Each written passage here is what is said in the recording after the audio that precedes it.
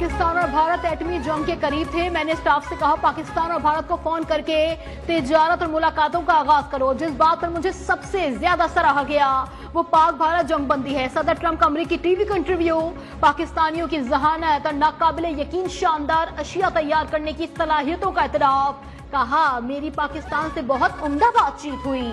हम पाकिस्तान को नजरअंदाज नहीं कर सकते क्योंकि ताली दोनों हाथों से बजती है।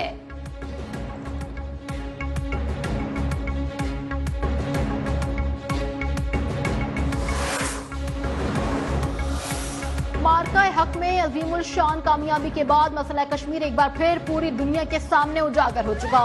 जनूबी एशिया में पायदार अमन के लिए मसला कश्मीर का हल नागुज़ीर है। मसला कश्मीर पाकिस्तान और भारत के दरमियान बुनियादी तनाज़ा है। मसले के हल तक जनूबी एशिया में पायदार अमन कायम नहीं हो सकता।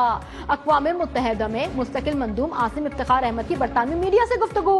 कहा मकबूजा कश्मीर में लापता अफराद का मसला संगीन सूरत हाल इख्तियार कर चुका है।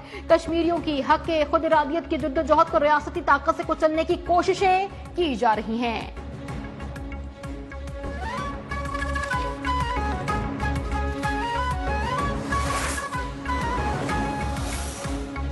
मुसल्लह फौज ने चंद घंटों में ही मंजरनामा बदलकर दुश्मन का गुरूर खाक में मिला दिया। जो दुश्मन खुद को जनूबी एशिया का थानेदार समझता था उसके 6 जहाज गिराए। वजीर आजम शहबाज शरीफ का तकरीब से खिताब। कहा आधी रात को मुझे आर्मी चीफ ने बताया दुश्मन ने मिसाइल फायर किए हैं। हमें इजाजत दे कि दुश्मन के मुंह पर ऐसा थप्पड़ रसिद करे कि सारी उम्र याद रखे। कुछ घंटों बाद आर्मी चीफ ने मुझे बताया कि सीज फायर की दरखास्त आ रही है। मैंने कहा कि अगर वो सीज फायर का कह रहा है तो हमें कबूल करनी चाहिए।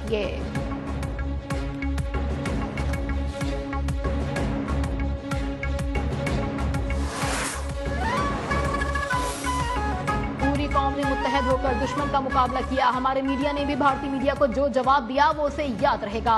Army chief general Asim Munir की यौम तशक्कुर तकरीब में सहाफियों से गैर रस्मी गुफ्तगू। कहा कि हमारे मीडिया ने जवाब दिया, इस पर फख्र है। हमने कुछ नहीं छुपाया, हकीकत बताई। हमारे मीडिया का किरदार जिम्मेदाराना था।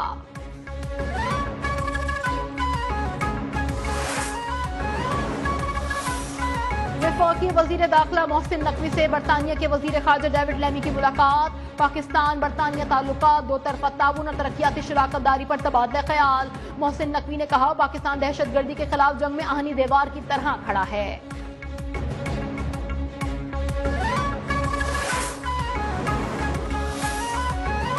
अमेरिकी सुप्रीम कोर्ट के फैसले से ट्रंप इंतजामिया को धचका। अदालत ने पनाह गुज़ीनों की मुल्क बदरी दोबारा शुरू करने से रोक दिया।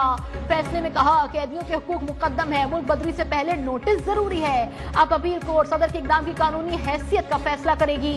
अमेरिकी मीडिया के मुताबिक अदालती फैसला सदर ट्रंप की अहम कानूनी शिकस्त है।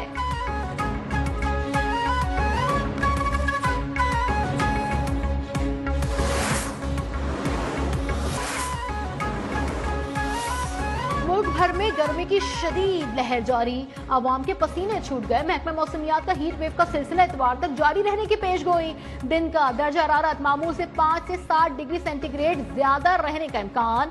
तिब्बी माहिरीन की शहरियों को गर्मी में बिला जरूरत घरों से ना निकलने की हिदायत।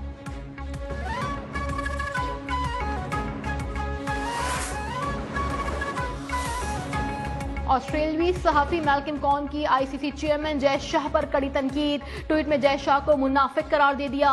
जय शाह ने हालिया कशीदगी में भारतीय फौज को खुला सपोर्ट किया। बतौर आईसीसी चेयरमैन जय शाह ने मुनाफिकत का मुजाहरा किया। उन्होंने ट्वीट में सवाल उठाया कि उस्मान ख्वाजा ने अमन के लिए बैट पर फाख्ता की तस्वीर लगाई, उन पर पाबंदी लगा दी गई थी। अब आईसीसी के चेयरमैन क्रिकेट में सियासत को ले आए हैं, अब क्या होगा।